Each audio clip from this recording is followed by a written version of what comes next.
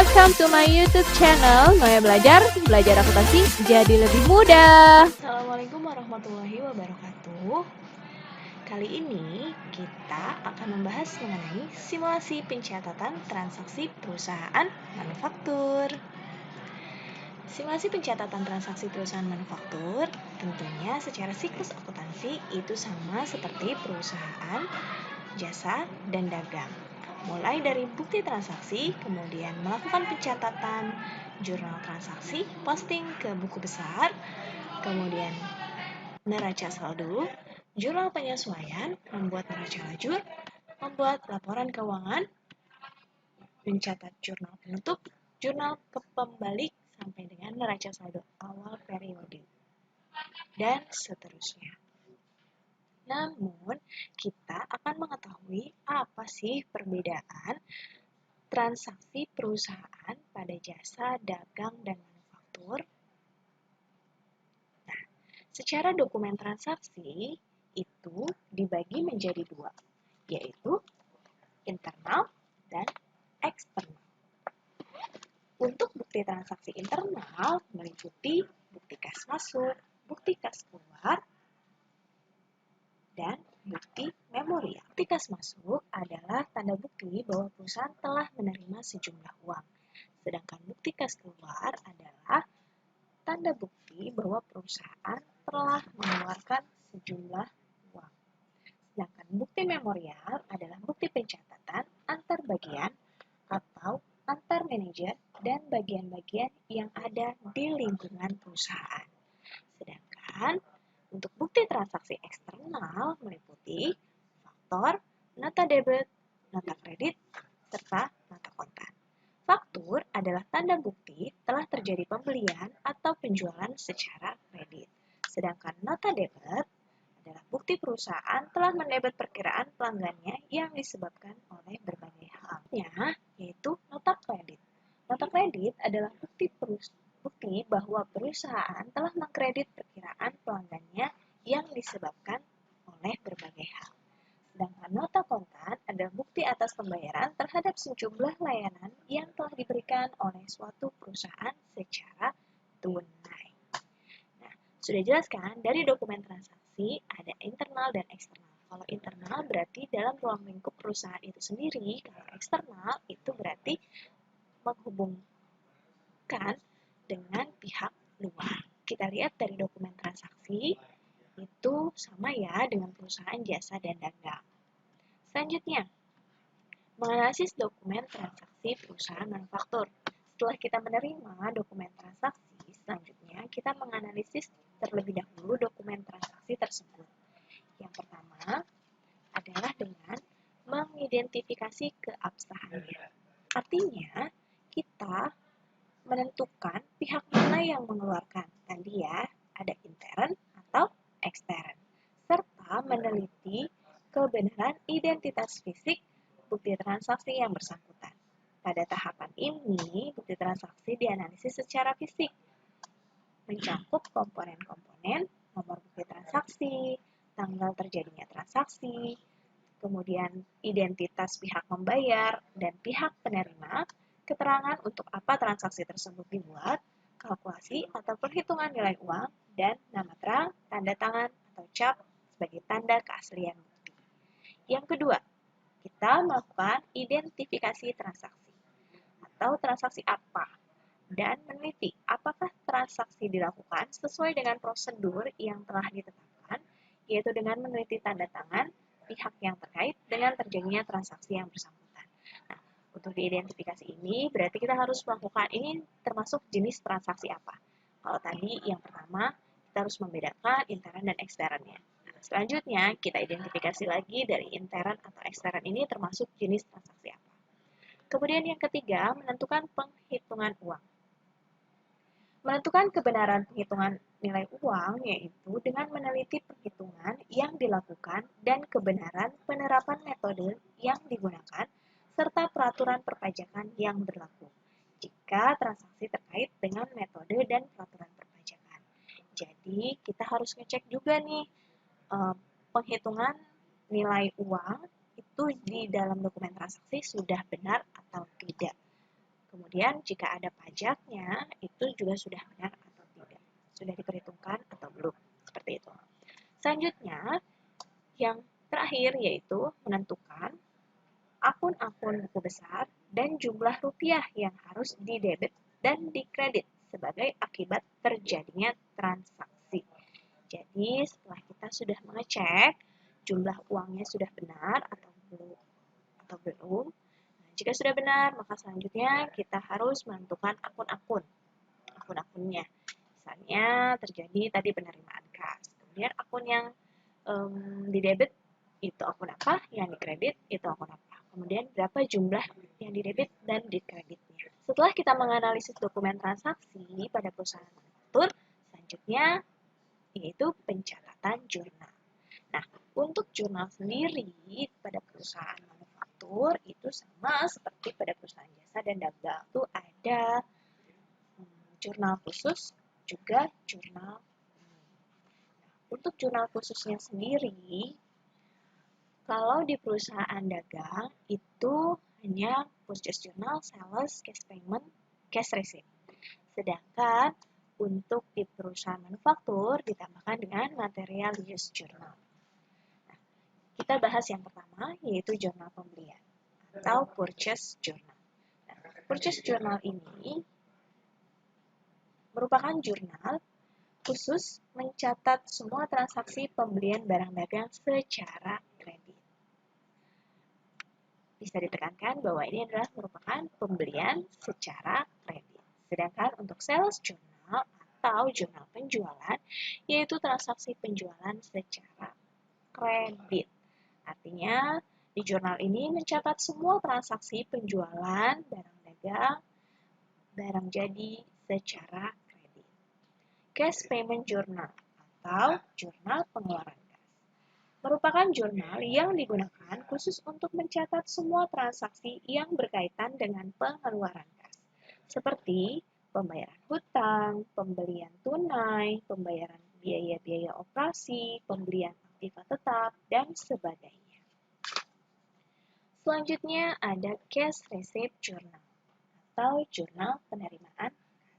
Merupakan jurnal yang digunakan khusus mencatat semua transaksi yang berkaitan dengan penerimaan kas seperti penerimaan piutang, penjualan tunai, pendapatan bunga, sewa, dan sebagainya. Yang kelima yaitu ada material use journal atau bisa dikatakan jurnal pemakaian bahan. Merupakan jurnal yang digunakan untuk mencatat pemakaian bahan baku. Jurnal ini yang membedakan pencatatan pada perusahaan manufaktur dengan perusahaan jasa dan dagang. Selanjutnya, yang terakhir ada General Journal atau jurnal umum. Jurnal umum ini merupakan jurnal yang digunakan untuk mencatat transaksi-transaksi yang tidak dapat dikelompokkan ke dalam 5 jurnal khusus tersebut, seperti retur penjualan, retur pembelian, ayat penyesuaian, kesalahan pencatatan, penyusutan, dan sebagainya. Nah, dari pencatatan jurnal sudah terlihat perbedaannya antara perusahaan manufaktur dengan perusahaan jasa dan dagang ya, yaitu terdapat material use journal atau jurnal pemakaian bahan baku. Selanjutnya, setelah kita mencatat ke dalam jurnal, selanjutnya kita akan posting ke buku besar. Nah, di buku besar ini ada yang namanya buku besar pembantu dan buku besar umum. Nah, buku besar pembantu ini juga di dalamnya terdapat buku besar pembantu piutang, buku besar pembantu hutang, dan buku besar pembantu persediaan. Buku besar pembantu piutang atau juga disebut dengan kartu piutang digunakan untuk mencatat saldo dan mutasi piutang setiap pelanggan dalam satu periode.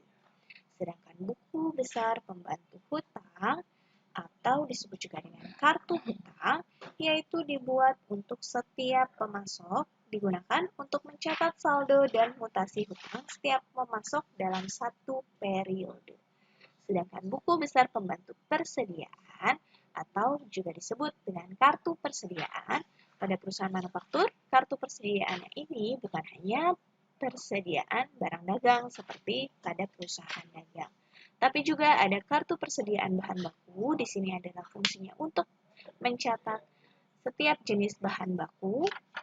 Kemudian ada kartu persediaan bahan penolong, artinya kartu ini dibuat untuk mencatat setiap jenis bahan penolong yang fungsinya mencatat saldo dan mutasi persediaan bahan penolong. Dan ada kartu persediaan barang jadi. Artinya, kartu ini terdiri dari beberapa kartu yang dibuat untuk setiap jenis barang jadi yang fungsinya mencatat saldo dan mutasi persediaan barang jadi. Itu ya, ada 3 buku pembantu pada perusahaan manufaktur. Selanjutnya, ada buku besar umum. Nah, buku besar umum ini sama seperti pada perusahaan jasa dan dagang, yaitu ada yang bentuk T, kemudian bentuk kontrol, dan juga bentuk stafel. Kalau bentuk T sudah pada tahu ya pokoknya yang bentuknya seperti huruf T. Kalau bentuk kontrol itu juga biasa dikatakan dengan bentuk 2 kolom. Nah, kalau stafel ini ada yang saldo tunggal, saldo rangkap, atau bisa juga dikatakan dengan 3 kolom dan 4 kolom. Selanjutnya, setelah kita posting ke buku besar, kita akan menyusun neraca saldo. Nah, neraca saldo ini saya sudah tampilkan salah satu contoh neraca saldo pada perusahaan manufaktur. Nah, langkah-langkah dalam menyusun neraca saldo yaitu menjumlahkan kolom debit dan kredit khusus dalam buku besar. Jadi, kita jumlahkan dulu kolom kredit sama debitnya di buku besar. Kemudian kita hitung selisihnya jumlah debit dan kredit dalam buku besar. Jadi, kita harus tahu berapa saldo akhir di dalam buku besar tersebut. Selanjutnya, baru memindahkan masing-masing saldo debit atau kredit ke kolom neraca saldo. Jadi, neraca saldo ini merupakan pemindah bukuan atau posting dari buku besar ke neraca saldo. Jadi saldo akhir di buku besar kita tinggal catat di dalam neraca saldo. Jika saldo terakhirnya menunjukkan kolom debit, maka di neraca saldonya juga sama, kita masukin di kolom debit. Kalau di buku besarnya saldo akhirnya itu kredit, maka kita posting ke neraca saldo juga sama, yaitu di kolom kredit dengan nominal yang sama. Sehingga neraca saldo ini berjumlah antara debit dan kreditnya itu sama, atau balance. Seperti itu.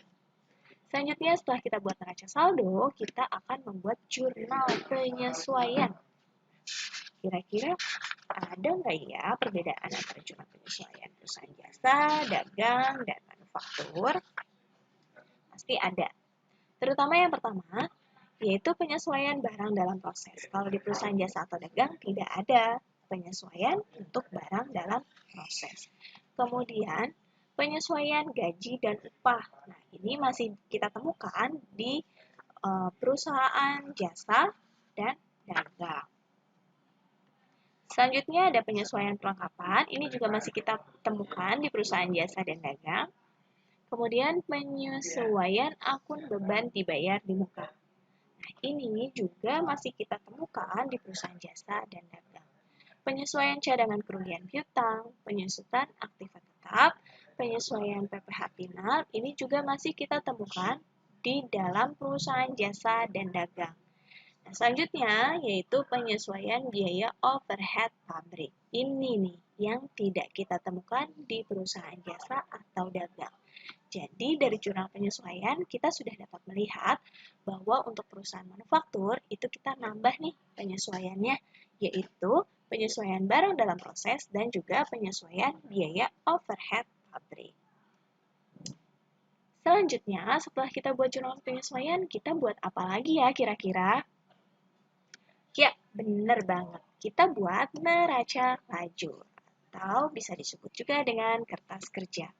Neraca lajur ini adalah suatu kertas berkolom-kolom atau berlajur-lajur yang direncanakan secara khusus untuk menghimpun semua data akuntansi yang dibutuhkan pada saat perusahaan akan menyusun laporan keuangan dengan cara sistematika.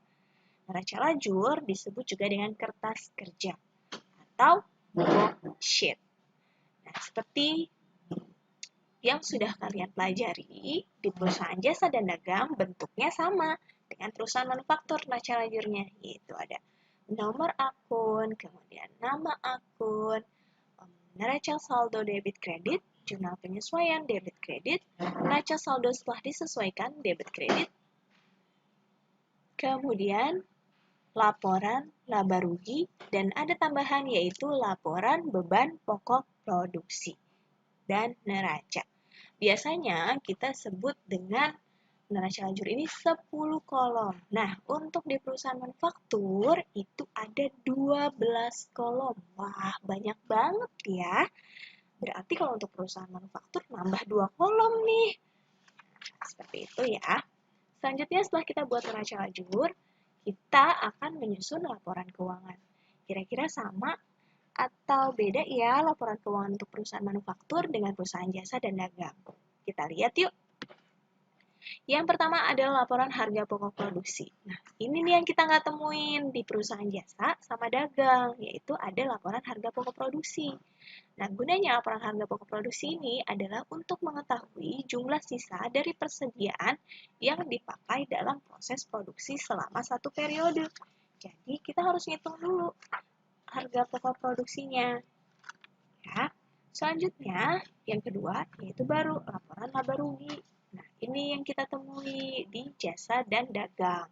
Laporan laba rugi ini untuk mengetahui kondisi finansial perusahaan berdasarkan produk yang dijual dan pengeluaran yang ada. Makanya di laporan laba rugi itu terdapat akun pendapatan dan beban. Selanjutnya, yang ketiga ada laporan neraca atau balance sheet, yaitu terdapat komponen aktiva dan pasiva. Tentu kalian sudah tahu kan komponen aktiva yang ada di neraca itu ada apa aja sih? Ada aktiva lancar, ada aktiva tetap, ya kan? Nah, kemudian kalau pasiva ini ada komponen apa aja? Ada komponen hutang dan juga modal. Ya, benar banget. Yang keempat yaitu laporan perubahan modal atau capital statement. Nah, laporan ini menyajikan informasi modal serta hal yang berkaitan dengan aktivitas perusahaan. Biasanya, untuk di laporan perubahan modal ini terdapat modal awal, kemudian laba pada periode tersebut, kemudian dividen atau pengurangan bagian laba kepada pemilik saham pada periode tersebut, sehingga nanti akan menghasilkan modal akhirnya itu berapa. Selanjutnya yang kelima yaitu adalah laporan arus kas atau statement of cash flow. Nah, laporan ini berisi tentang kumpulan informasi berupa pendapatan, kas, pembayaran kas, dan dari 3 aktivitas utama perusahaan. Aktivitas utama perusahaan itu apa aja? Itu adanya kegiatan operasi, investasi, dan pendanaan. Jadi, untuk semuanya itu dimasukkan ke dalam laporan arus kas. Sekarang, selanjutnya setelah kita membuat laporan keuangan, kita bikin apa lagi ya? Ya, benar banget. Jurnal penutup. Ini salah satu contoh jurnal penutup pada perusahaan manufaktur. Nah, dapat dikatakan jurnal penutup adalah jurnal yang dibuat pada akhir periode akuntansi untuk menutup akun-akun nominal sementara. Akibat penutupan ini, saldo akun-akun tersebut akan menjadi nol pada awal periode akuntansi selanjutnya. Akun yang ditutup adalah akun nominal dan akun pembantu modal. Komponen yang termasuk dalam akun nominal adalah pendapatan dan beban. Sedangkan akun pembantu modal adalah Thrive dan ikhtisar laba rugi.